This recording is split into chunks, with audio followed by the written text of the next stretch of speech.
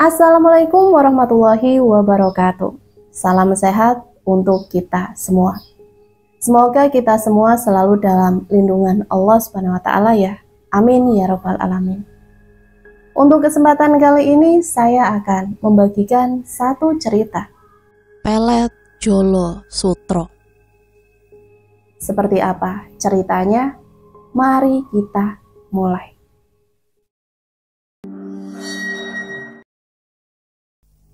Sebuah bus melaju dengan kecepatan sedang, melewati tengah jalan. Di samping kanan kiri hutan rindang yang banyak sekali pepohonan.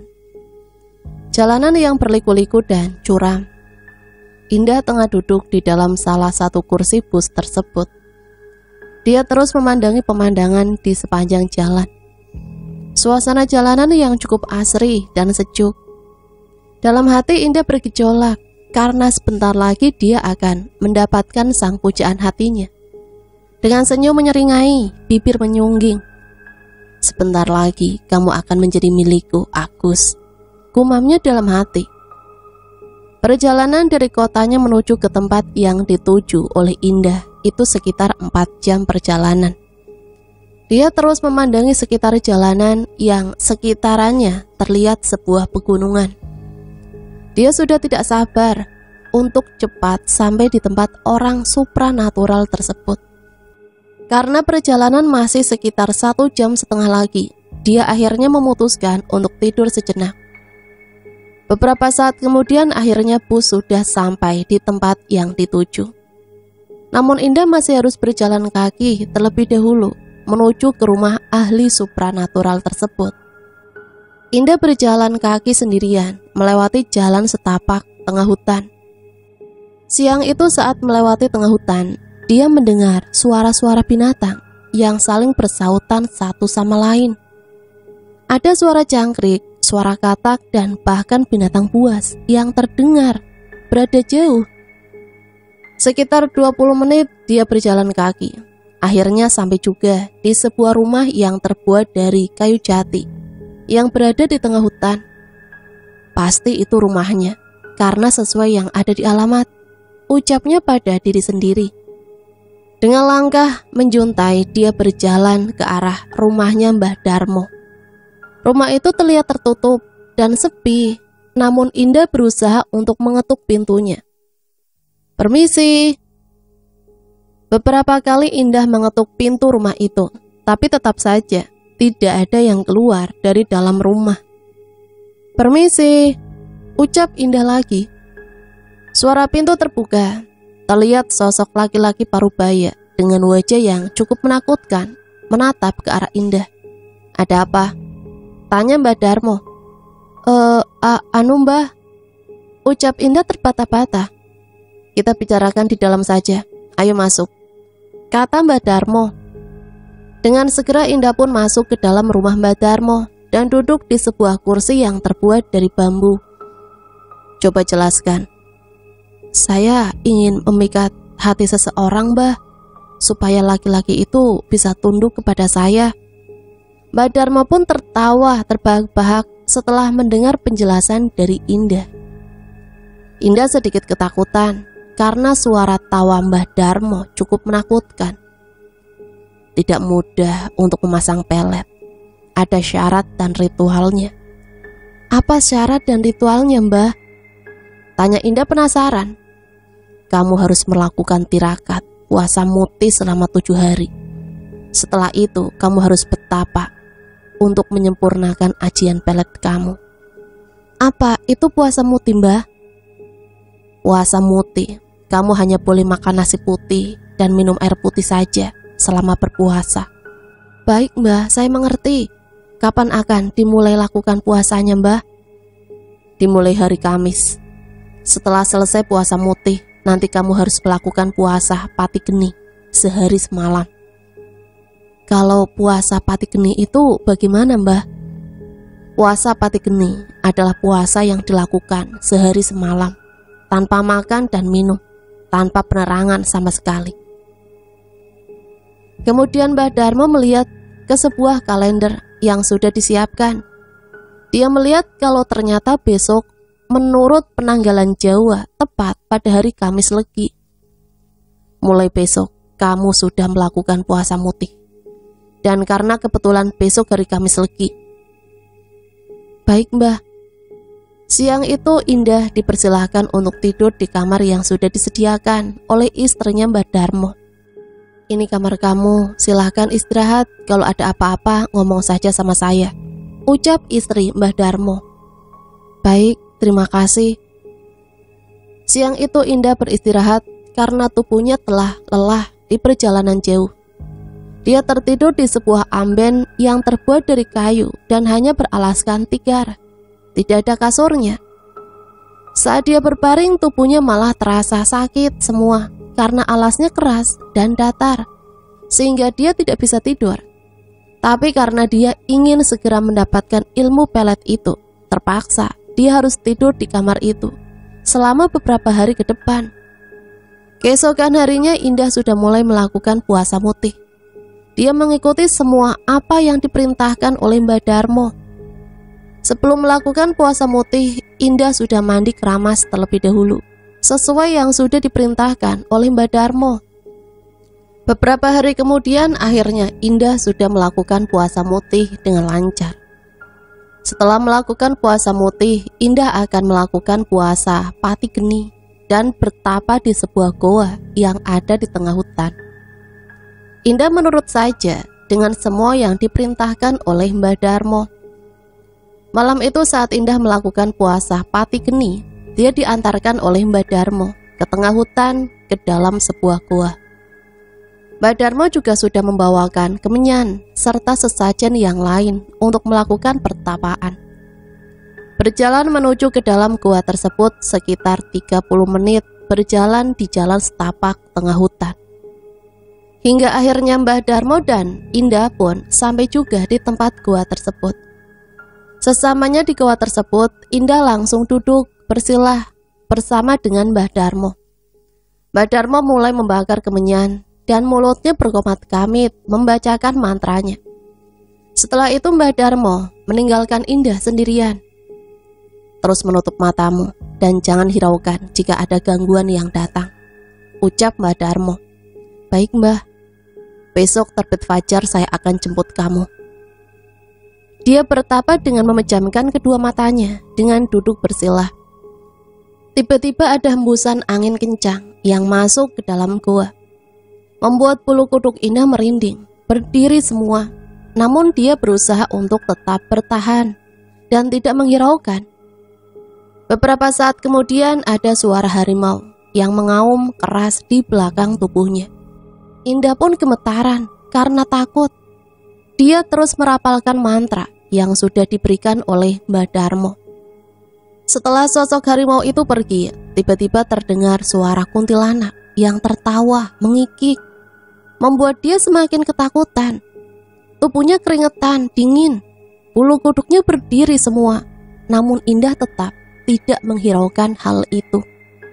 Terdengar suara langkah yang berat dari belakang tubuh Indah. Dengan suara yang berat, tepat berada di telinga Indah. Keringat bercucuran, nafasnya semakin memburu, jantungnya berdebar-debar. Benar-benar campur aduk yang dirasakan oleh Indah saat itu. Singkat cerita, pagi harinya Mbah Darmo datang menghampiri Indah. Wajah Indah terlihat pucat pasi dan lesu. Karena sejak kemarin dia sudah berpuasa pati geni dan tidak makan serta minum.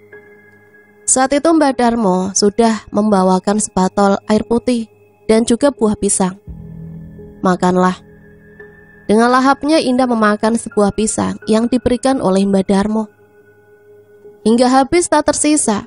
Tubuhnya sudah terasa segar lagi, tidak lesu. Ayo kita pulang, nanti malam masih ada ritual yang harus kita lakukan, ucap Mbah Darmo. Indah dan Mbah Darmo pun kembali pulang ke rumah melewati jalan setapak di tengah hutan.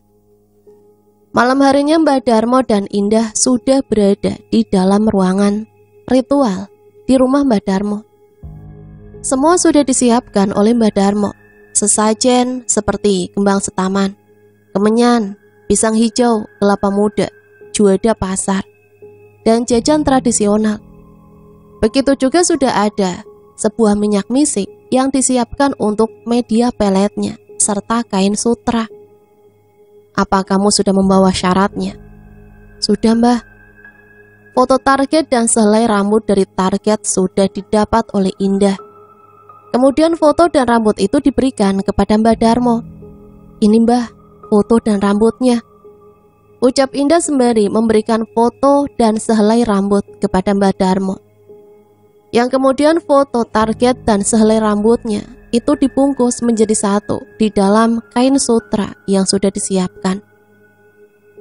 Tapi sebelum dibungkus ke dalam kain sutra, foto tersebut dioleskan dengan minyak misik terlebih dahulu dan dituliskan nama target di belakang fotonya, serta nama orang tua si target dan juga tanggal lahir si target. Karena Indah sudah mengenal dekat dengan target, jadi dia sudah tahu tentangnya. Kemudian setelah dituliskan nama target, nama orang tuanya, serta tanggal lahirnya, Mbah Darmo olesi dengan minyak misik yang ada dan dibungkus ke dalam kain sutra. Kemenyan mulai dibakar oleh Mbah Darmo dan asapnya mulai mengepul. Lalu bungkusan kain sutra yang di dalamnya sudah ada foto dan sehelai rambut itu diusapkan sembari membacakan mantra. Mulut Mbah Darmo berkomat-kamit membacakan mantranya tersebut. Hembusan angin kencang masuk ke dalam ruangan ritual, membuat bulu kuduk berdiri semua. Tubuhnya keringetan, dingin, gemetaran. Setelah selesai melakukan ritual, Mbah Darmo memberikan syarat selanjutnya yang harus dilakukan oleh Indah. Simpan bungkusan kain sutra ini dan letakkan di dalam tas. Jangan sampai diletakkan di bawah tanah, karena kalau diletakkan di bawah tanah, khasiatnya akan hilang, ucap Mbah Darmo sambil memberikan bungkusan kain sutra itu. Iya, Mbah, baik, akan saya lakukan itu. Lalu apa yang harus saya lakukan lagi, Mbah? Tanya Indah penasaran. Lakukan semedi di depan halaman rumah kamu sendiri, tepat pukul 12 malam.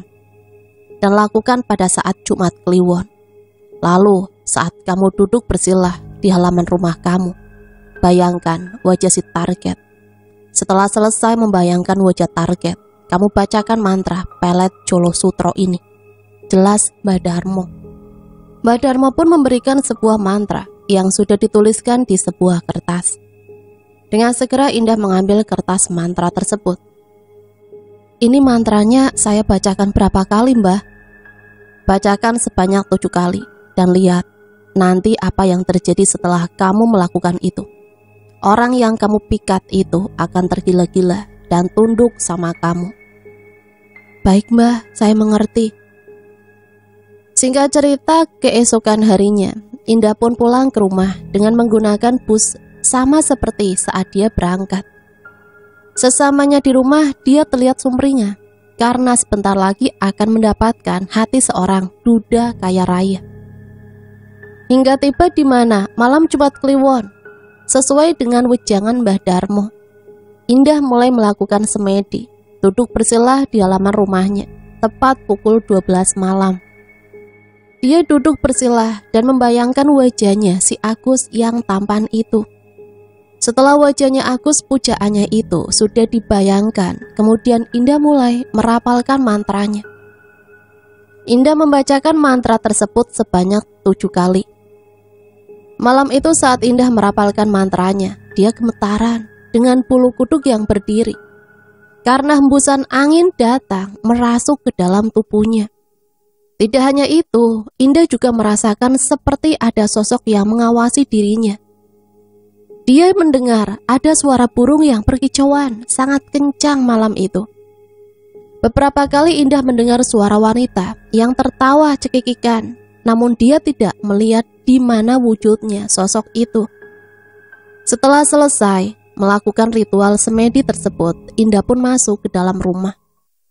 Keesokan harinya, Indah pergi seperti biasa ke tempat kerjanya.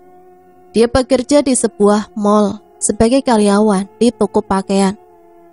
Seragam yang digunakan juga cukup modis. Dia berangkat dari rumah dengan menggunakan sepeda motor. Namun sialnya, saat sedang buru-buru, di tengah jalan tiba-tiba saja macet, membuat Indah kesal. Ah, sudah kesiangan, pakai macet segala. Kesalnya pada diri sendiri. Beberapa kali dia memandangi jam tangan untuk melihat jarum jam. Setelah sudah kembali lancar, Indah dengan buru-buru melajukan motor dengan kecepatan tinggi. Namun karena tidak fokus dan buru-buru, akhirnya Indah mengalami kecelakaan. Motor yang dikendarai Indah itu ambruk, begitu juga dengan tubuh Indah yang terjatuh di atas aspal. Dia tadi menabrak sebuah pohon yang ada di pembatas jalan karena tidak fokus. Beberapa saat kemudian ada seorang laki-laki yang datang dengan mengemudi mobil dan membantu Indah untuk bangun. Agus menjulurkan tangan Indah untuk membantu Indah. Sontak Indah terkejut, tidak menyangka kalau yang menolongnya itu adalah Agus, sang pujaan hatinya. Ayo bangun dah. Aduh, rintih Indah. Aku anterin kamu ke rumah sakit ya. Itu kaki kamu luka-luka, takut kenapa-napa. Tapi motor aku gimana? Itu gampang, nanti biar aku suruh orang. Tubuh Indah lalu dipapah oleh Agus menuju ke mobilnya. Di dalam mobil menuju ke rumah sakit, mereka berdua saling bercerita satu sama lain. Makasih ya mas, kamu sudah nolongin aku. Iya nda, sama-sama. Kamu masih sakit nggak? Masih, ini nyeri sekali kakinya. Sabar ya, bentar lagi kita sampai kok di rumah sakit. Agus mempercepat laju mobilnya menuju ke rumah sakit. Beberapa saat kemudian akhirnya mereka pun sampai juga di rumah sakit. Indah dipapah kembali oleh Agus menuju ke dalam rumah sakit. Setelah sampai di ruangan, dia langsung diperiksa oleh dokter. Gimana dok, apa ada luka berat? Tanya Agus. Ini hanya luka ringan biasa. Nanti kasih obat nyeri serta dikasih obat merah juga sudah sembuh. Terima kasih dok. Sama-sama, kalau begitu saya permisi dulu ya. Sementara Indah dan Agus berjalan keluar dari rumah sakit sembari memapah tubuh Indah. Aku anterin kamu pulang ke rumah saja ya Indah. Loh, tapi kan aku harus kerja mas. Sudah, kamu gak usah kerja dulu Indah. Yang penting kamu sembuh dulu. Indah tersenyum mendengar ucapan dari Agus dan mengangguk. Mereka masuk kembali ke dalam mobil untuk mengantar Indah pulang ke rumah. Oh iya Indah, hari ini kamu cantik sekali. Oh Mas Agus mah bisa aja. Emangnya selama ini aku jelek? Kok cuma hari ini saja bilang aku cantiknya? Ya cantik terus, tapi maksud aku hari ini kamu terlihat lebih cantik sekali. Oh iya Mas, emangnya kamu gak urus itu tokonya? Kok malah nganterin aku? Maaf ya, aku jadi ngerepotin kamu. Kan udah ada karyawan dah, jadi ya tidak terlalu dipikirkan. Aku kan bisa datang kapan aja. Oh iya Nda, aku mau ngomong sama kamu. Ngomong apa mas? Aku jatuh cinta sama kamu Nda. Kamu mau gak jadi pacar aku?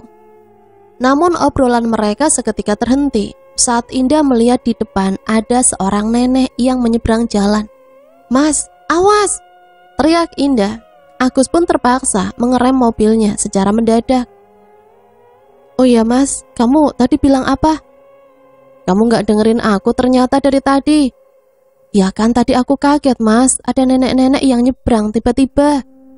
Agus melanjutkan kembali perjalanannya dan mulai menanyakan lagi kepada Indah. Aku jatuh cinta sama kamu Ndah. Kamu mau gak jadi pacar aku? Tanya Agus kembali. Kamu serius ini mas? Iya dong Ndah, serius. Gimana, kamu mau gak jadi pacar aku? Iya mas, aku mau. Jawab Indah dengan semangat.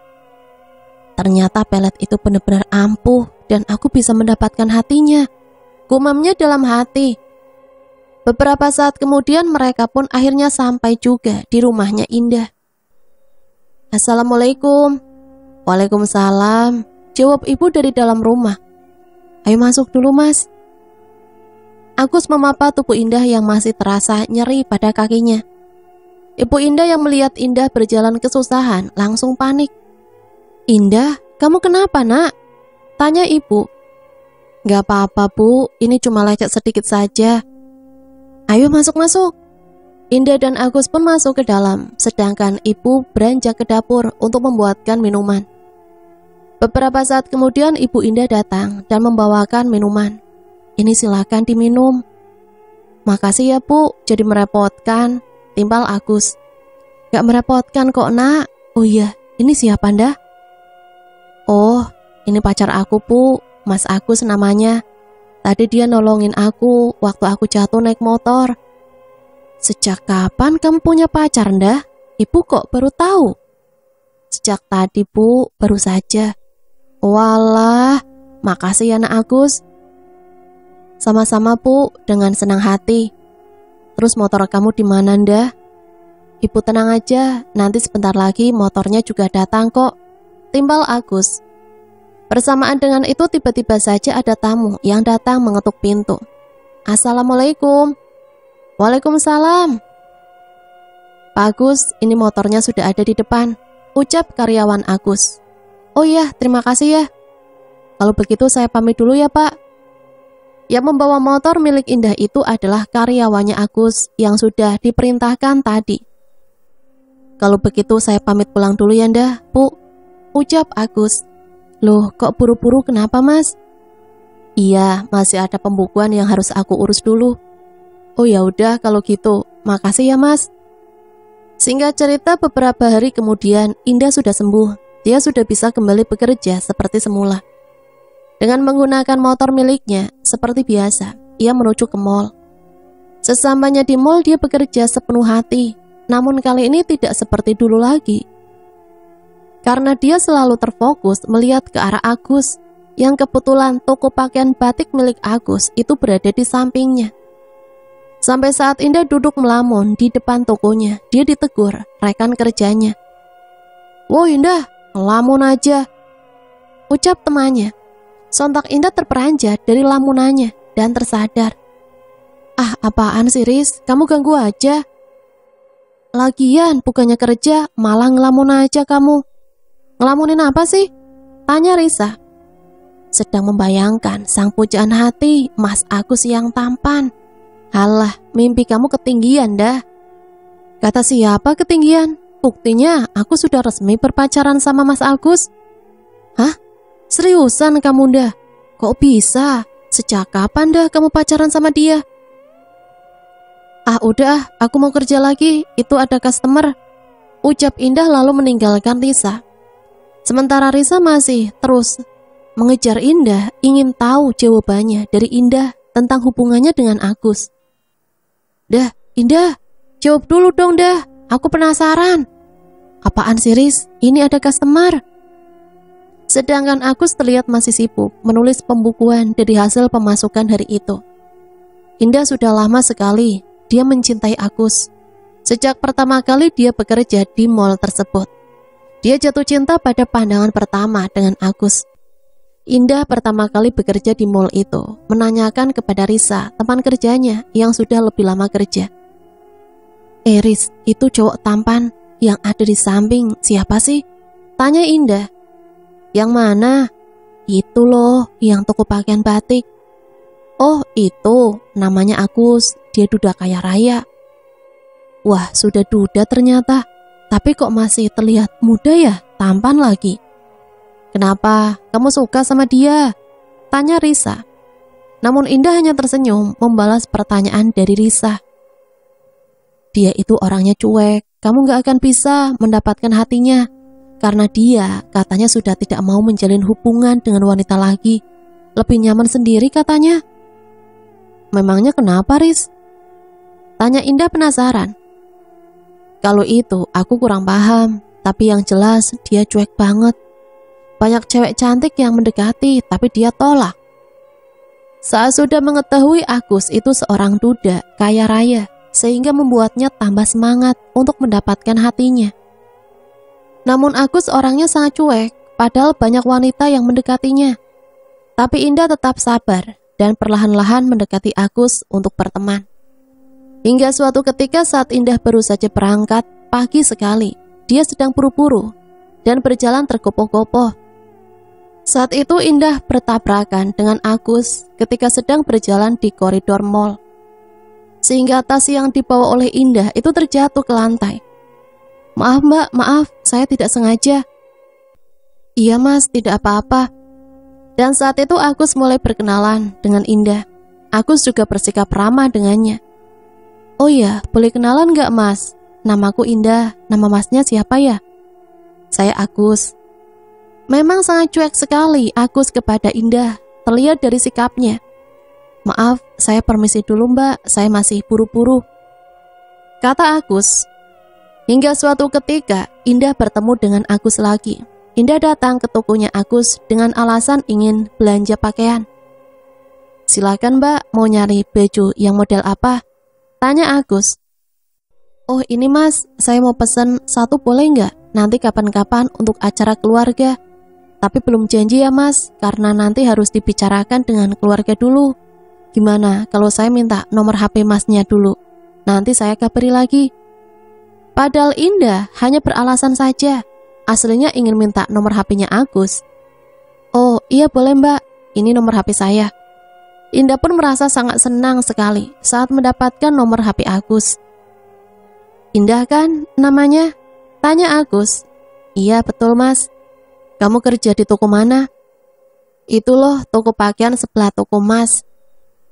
Singkat cerita, pertemanan mereka semakin dekat. Kadang saat jam istirahat, Agus dan Indah makan siang bersama. Namun tetap saja, sikap dari Agus itu cuek sekali dengan Indah, membuat Indah geram. Tapi dia tetap sabar, karena memang Agus orangnya seperti itu, tidak tertarik dengan wanita lagi, semenjak ditinggal istrinya. Agus ditinggal istrinya pada pernikahan yang baru berumur 2 tahun. Saat itu Agus dan istrinya akan berlibur ke suatu tempat. Namun dalam perjalanan, Agus dan istri yang sangat dicintainya itu mengalami kecelakaan tragis yang merenggut nyawa sang istri. Setelah meninggalnya istri, Agus menjadi tidak bersemangat dan sempat terpuruk karena dia sangat mencintai istrinya. Sejak itulah dia menjadi orang yang cuek dan seperti tidak mau menjalin hubungan dengan wanita siapapun.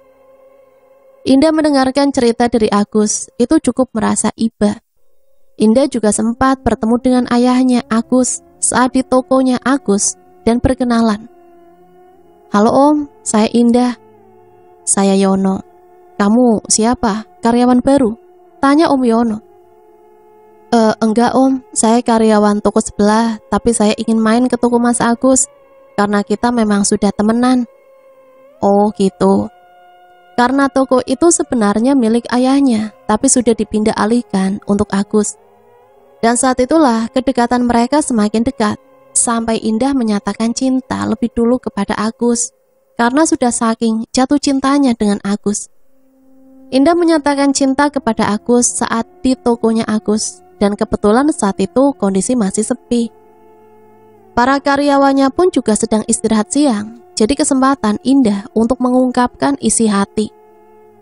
"Mas, kita kan sudah deket lama, aku nyaman sama kamu Mas." Tapi Agus tetap cuek, dia sibuk mengurus pembukuan toko. "Mas, aku ngomong, denger nggak?" "Iya, aku denger." "Mas, aku sudah jatuh cinta sama kamu Mas. Sejak awal kita papasan saat itu, kamu mau nggak jadi pacar aku?" "Maaf ya Nda, saya sedang tidak mau menjalin dengan wanita siapapun. Kita berteman saja, atau bersahabat," ucap Agus. "Kenapa Mas memangnya? Aku kurang cantik ya? Atau aku nggak selevel sama kamu?" cecar Indah. "Bukan itu, pokoknya saya nggak bisa, maaf." Seketika Indah pun tertunduk lesu setelah mendengar jawaban dari Agus.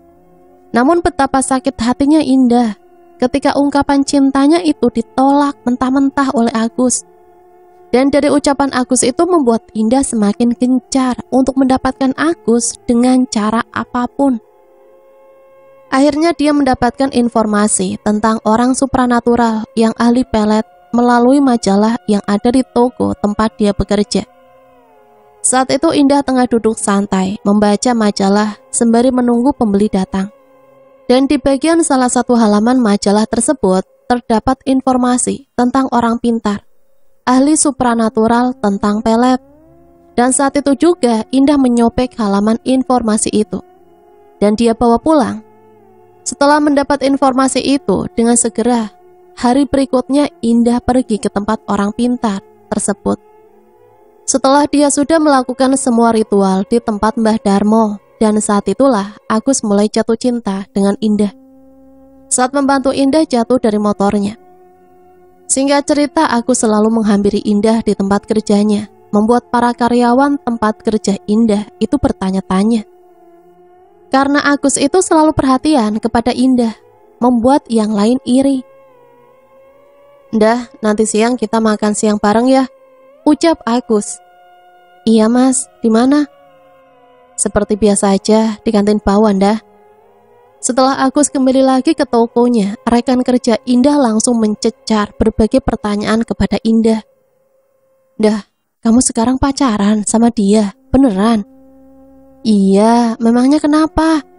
Kok bisa dia lulus sama kamu? Kamu pasti pakai pelet ya?" "Enak aja, aku gitu loh. Secara kan aku cantik, jadi untuk mendapatkan siapa saja gampang." "Udah nggak usah dibahas, kalian iri ya?" ledek Indah. Siang pun tiba, Agus menghampiri Indah untuk pergi makan siang ke kantin bersama. "Ayo dah, kita ke kantin sekarang." "Iya, ayo mas." Mereka berjalan berdua melewati koridor mall, membuat semua mata memandang ke arahnya. Apalagi wanita-wanita yang sempat mendekati Agus tapi ditolak. Semuanya membicarakan tentang hubungan Indah dan Agus, akan tetapi dia tidak peduli akan hal itu. Beberapa saat kemudian mereka akhirnya sampai juga di kantin. Di kantin juga sama, semuanya memandang ke arah Indah dan Agus. Tapi mereka tidak menghiraukan, mereka tetap menyantap makanan yang sudah dipesannya. "Kamu kenapa, Ndah?" "Kenapa apanya, Mas? Kok seperti lesu gitu?" Iya, Mas, aku lagi ada masalah nih. Aku butuh uang untuk bayar hutang." "Memangnya hutang kamu berapa?" "Banyak, Mas, 10 juta. "Sudah, kamu tenang saja, nanti biar aku yang melunasi." "Gak usah, Mas, aku gak mau merepotkan kamu." "Udah gak apa-apa, 10 juta masih kecil bagi aku." Indah pun senang karena itu memang tujuannya mendapatkan hati Agus dan juga mendapatkan harta yang dimiliki Agus. Setelah percakapan itu, dengan segera mereka menghabiskan makanannya. Singkat cerita, sore harinya saat jam pulang kerja, Indah diantarkan oleh Agus pulang. Sekaligus Agus memberikan uang kepada Indah. Agus benar-benar sudah tunduk sekali kepada Indah. Semua apa yang diminta Indah selalu dituruti begitu saja. Hingga suatu malam di dalam rumah, Agus tidak bisa tidur karena terus membayangkan wajahnya Indah yang cantik. Bahkan dia juga tidak nafsu untuk makan karena lambungnya terasa sangat nyeri sekali. Kemudian Pak Yono, bapaknya Agus, segera datang ke kamar Agus karena mendengar rintihan Agus. "Kamu kenapa, Gus?" "Lambungnya terasa perih dan sakit sekali, Pak." "Kalau begitu kamu pergi ke dokter ya, Gus." Dengan segera Agus dibawa oleh Pak Yono ke rumah sakit. Sesampainya di rumah sakit, Agus langsung diperiksa oleh dokter. Namun kata dokter, Agus tidak menderita sakit apa-apa. "Gimana keadaan anak saya, Dok?" "Maaf, Pak, anak Bapak tidak terdeteksi sakit apa-apa. Dia hanya telat makan saja." Akhirnya Agus pun langsung dibawa pulang oleh Pak Yono ke rumah. Saat Agus membaringkan tubuhnya di dalam kamar, tiba-tiba saja kepalanya terasa pusing dan berkunang-kunang. Dalam pandangannya yang berkunang-kunang itu, tiba-tiba saja Agus melihat tepat di depan mata ada sosok yang sangat menyeramkan. Sosok itu tinggi besar dengan bulu lebat dan gigi bertaring. Mata merah menyala menatap ke arah Agus. Sontak Agus terperanjat ketakutan. Dia berteriak sekencangnya. Pak Yono segera menghampiri Agus ke dalam kamar.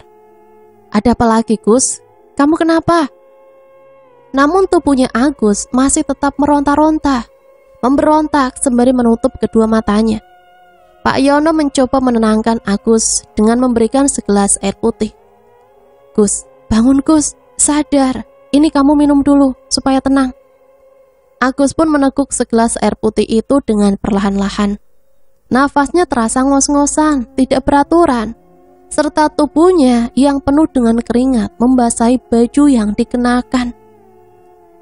Kamu kenapa? Coba cerita, Gus. Tadi ada sosok genderuwo, Pak, di sini. Jawab aku sembari menunjuk ke arah depannya. Ah, kamu pasti halusinasi saja, Gus. Sudah istirahat saja kamu, pasti kecapean. Setelah Pak Yono keluar dari kamar, Agus masih tetap saja tidak bisa tidur karena kepikiran Indah.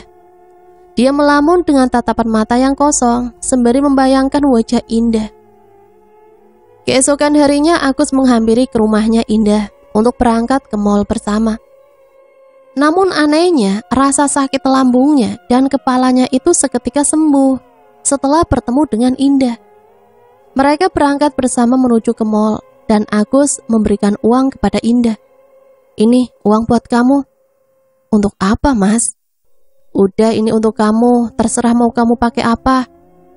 Tapi ini banyak banget loh, Mas. Gak apa-apa, Ndah.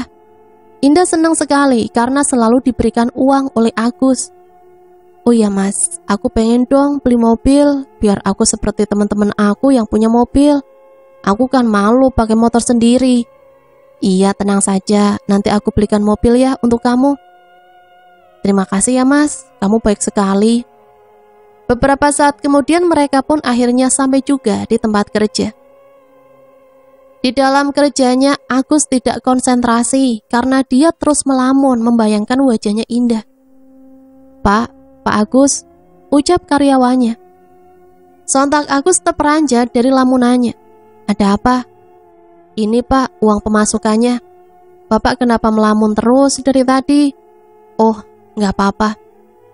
Akhir-akhir ini aku seperti orang linglung dan tidak berdaya. Selang beberapa hari kemudian, Agus membelikan sebuah mobil untuk Indah. Sebuah mobil mewah yang diantarkan dengan menggunakan truk parkir di depan halaman rumahnya Indah. Gimana, kamu suka kan sama mobilnya? Iya, Mas, suka banget. Makasih ya, Mas, kamu selalu nurutin apa yang aku mau. Sama-sama, Ndah. Setelah mendapatkan banyak uang dari Agus, sekarang Indah sudah tidak kerja lagi di toko yang ada di mall. Indah dipecat karena kerjanya tidak becus, selalu melamun. Meskipun dipecat, Indah malah senang karena dia bisa bebas pergi kemana saja. Tapi uang terus mengalir dari Agus.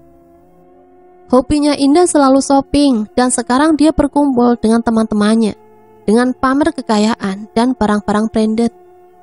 Sementara Agus, dia semakin tidak karuan, selalu terbayang wajahnya Indah. Selalu melamun sendiri, tatapannya kosong dan kadang senyum-senyum sendiri, benar-benar seperti orang gila. Sampai Pak Yono melihat kondisi Agus sangat memprihatinkan. Secara Agus semakin kurus karena tidak nafsu untuk makan. Dia akan nafsu makan jika makan bersama dengan Indah, sang kekasih. Setiap malam Agus selalu melamun memikirkan wajahnya Indah. Apalagi akhir-akhir ini, Indah itu dihubungi susah. Malam itu tiba-tiba hembusan angin kencang datang masuk ke dalam kamarnya Agus. Terdengar suara jendela yang terbuka dengan sendirinya. Sontak membuat dia terkejut. Jantungnya langsung berdegup dengan kencang. Tiba-tiba muncul sosok wanita dari balik jendela dengan menggunakan pakaian berwarna putih dan rambut yang acak-acakan. Tubuh Agus langsung gemetaran, keringat dingin mulai muncul. Bulu kuduk berdiri semua. Sosok kuntilanak itu menatap tajam ke arah Agus dengan wajah yang hancur, penuh dengan darah yang mengalir. Dan juga mengeluarkan bau busuk bangkai, serta bau kemenyan yang menyeruak ke dalam hidungnya. Agus, ucapnya lirih. Saat itu juga Agus langsung ambruk pingsan, tak sadarkan diri, karena tidak kuat melihat sosok itu. Dia pingsan sampai pagi. Keesokan paginya, Agus tiba-tiba kepalanya sangat pusing. Dia tidak berangkat bekerja. Dia pun menghubungi Indah supaya cepat datang ke rumahnya. Indah dengan segera datang menjenguk. Indah, silakan masuk. Agusnya ada di kamar. Oh iya Om, terima kasih. Dengan segera Indah masuk ke dalam rumahnya dan menemui Agus. Namun anehnya saat Indah datang menemui Agus, tiba-tiba saja rasa sakit kepalanya itu langsung sembuh. Tiba-tiba pintu kamar menutup dengan sendirinya. Agus pun sudah terbawa dengan suasana. Apalagi tadi Pak Yono sedang pergi ke mall untuk menggantikan Agus yang tidak berangkat. Hembusan angin datang melalui ventilasi jendela, membuat suasana semakin dalam kemesraan. Agus memeluk tubuh Indah dengan erat. Akhirnya, karena hasrat Agus yang sudah memuncak, mereka melakukan hubungan terlarang, berhubungan intim. Tanpa sadar Indah melakukan itu juga di dalam kamar Agus. Mereka melakukan itu sampai siang hari. Siangnya mereka berdua pergi keluar mencari makan. Keduanya pergi makan di warung nasi Padang, dan Agus terlihat sudah segar, tidak sakit lagi. Mereka semakin dekat dan mesra, namun usaha toko pakaian Agus itu sedang sepi, jadi penghasilan juga tidak menentu. Tapi Indah tak mau mengerti dengan keadaan Agus. Yang dia inginkan itu selalu dijatah uang bulanan. Padahal Indah masih dalam status berpacaran, belum suami istri. Mas, uang aku sudah habis, aku mau shopping lagi dong. Apalagi kan aku harus arisan sama teman-teman, ucap Indah dengan manja. Iya, kamu sabar ya, tapi untuk saat ini aku tidak bisa memberi uang banyak untuk kamu, karena toko sedang sepi akhir-akhir ini. Kamu sudah gak sayang lagi sama aku ya mas? Bukan begitu Ndah. Iya, nanti aku usahakan. Singkat cerita, Indah pergi bersama dengan teman-temannya, dan dia dikenalkan laki-laki kaya raya oleh salah satu temannya itu. Ndah, aku ada teman cowok, dia masih lajang, kaya raya, bos kontraktor, ucap Sekar. Yang benar kamu, aku kasih nomor HP-nya dong. Tapi kan kamu sudah punya Agus, Ndah. Ah sudahlah, aku sudah tidak bisa diharapkan. Yang penting dia masih tetap sama aku. Tapi untuk temanmu itu bisa jadi bank berjalan. Wah, benar-benar kamu Ndah. Melalui temannya, Indah yang bernama Sekar, itu dia mendapatkan nomor HP Yudi. Indah yang mengirimkan pesan lebih dulu kepada Yudi. Dan mereka akhirnya mengajak ketemuan di rumahnya Sekar untuk bertemu pertama kalinya. Saat pertama kali Indah melihat Yudi, dia langsung jatuh cinta. Karena Yudi lebih muda dan lebih tampan. Ternyata Yudi juga jatuh cinta. Akhirnya mereka menjalin hubungan tanpa sepengetahuan Agus. Sementara Agus, setelah Indah mengkhianati dirinya, dia selalu gelisah dan tidak tenang. Selalu melamun karena memikirkan wajahnya Indah.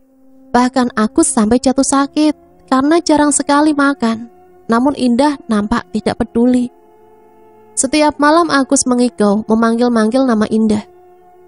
Keesokan harinya Agus langsung mendatangi ke rumahnya Indah dalam keadaan wajah pucat pasih karena sakit. Permisi, Indah. Suara pintu dibuka. Agus, ucap Ibu Indah. Bu, Indah di mana? Dia di rumah kan, Bu? Indah sudah 2 hari belum pulang juga, Gus. Ibu juga nggak tahu dia pergi kemana. Bu, aku pengen ketemu sama Indah. Dia dihubungi juga tidak pernah membalas. Karena Indah tidak berada di rumah, akhirnya Agus pergi meninggalkan rumah Indah.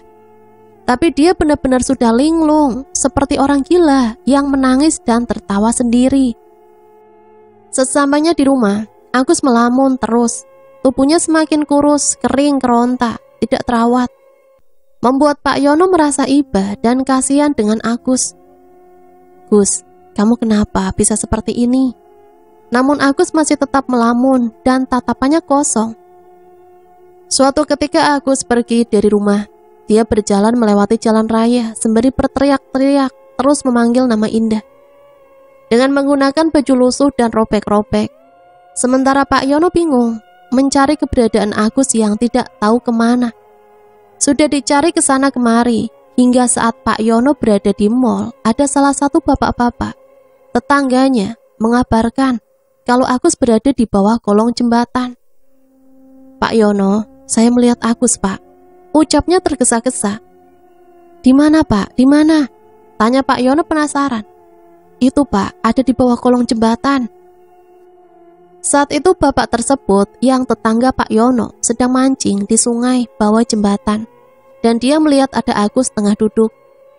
Kalau begitu ayo anterin saya ke sana, Pak. Dengan segera Pak Yono pun pergi ke tempat Agus berada. setelah melihat kondisi Agus begitu sangat memprihatinkan. Dengan baju robek-robek, rambut acak-acakan, bahkan kakinya penuh dengan luka. Karena sudah beberapa hari ini Agus tidak pulang ke rumah.